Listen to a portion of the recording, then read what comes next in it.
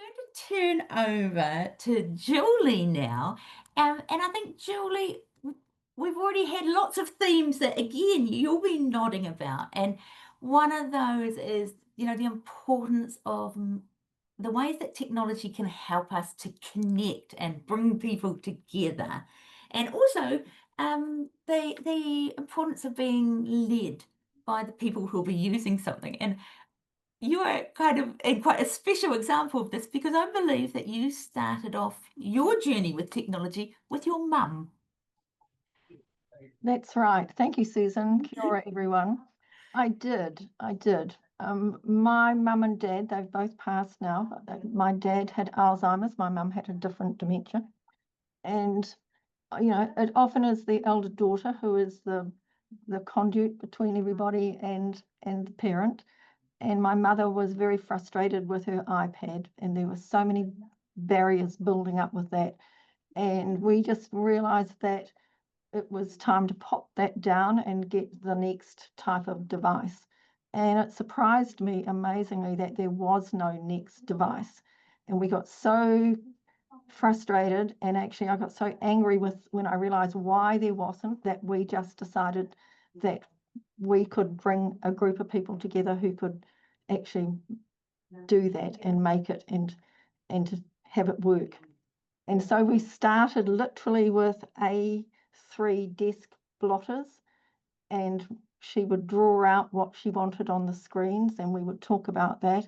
And with her friends and her friends' friends, and a whole lot of groups of seniors, aged care, senior citizens, anyone who would give us the time of day to have a look and tell us what they wanted.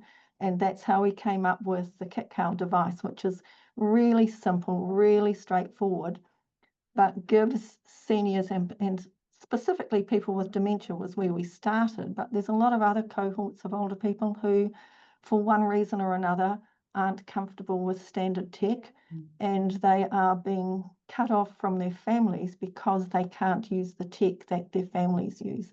So we've put that back together. So a couple of the things that, when you were trying out, no passwords, no keyboard.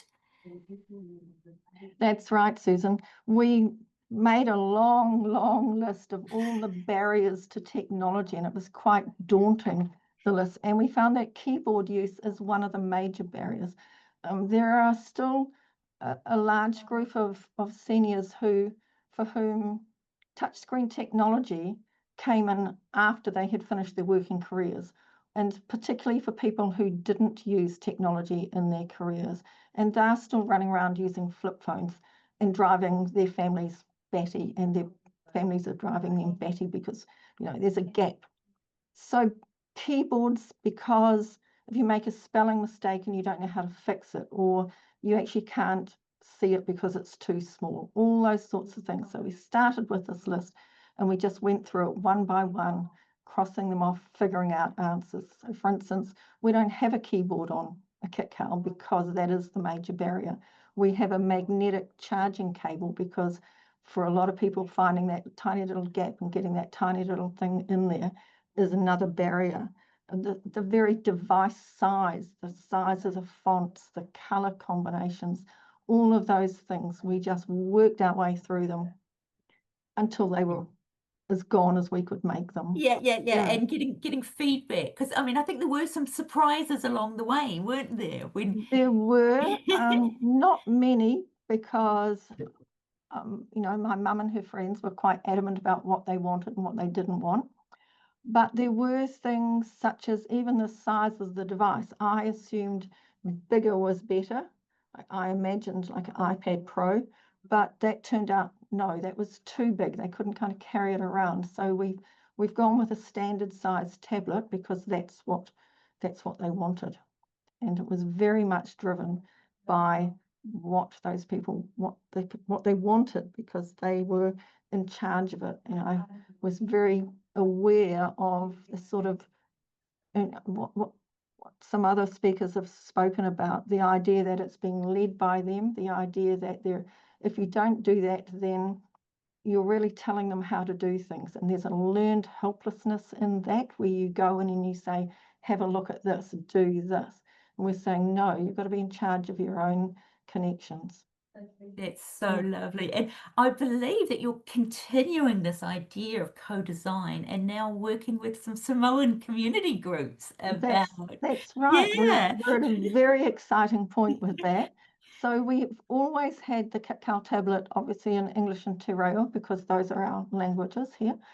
And our Samoan cohort have done a co-create project with us, which is now finished. And that's the first sort of user requested language that we've got on Kitcal.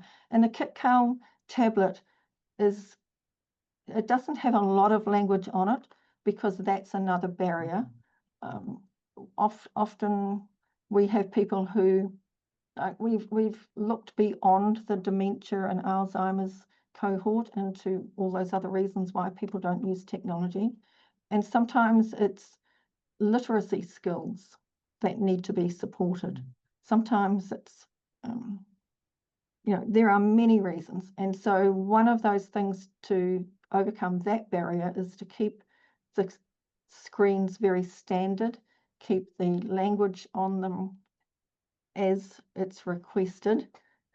One of the funny things that happened was we kept coming into this brick wall with our young designers and the coders, assuming that we knew what a whole lot of things meant, because they know what it means, but you don't have the same technology and the same requirements for use when you're 15 and when you're 40. So why would you think that there would be from somebody who's 55 and 80? What you're going to use it for is different, what you want it from it is different. And there's so much assumed knowledge built into standard tech that we just had to work our way through it. That's yeah, really bringing home those kind of messages about designing with and personalization. And I'm just going to ask just a little last question because people might be intrigued about the name. Kitcal stands for Keep in touch calendar. And excellent. that was a long thing in itself, because I would say to some of my reallys, do you want to try out this tablet? And one of them said, no, I take a lot of tablets for my heart. I don't want to try any more tablets.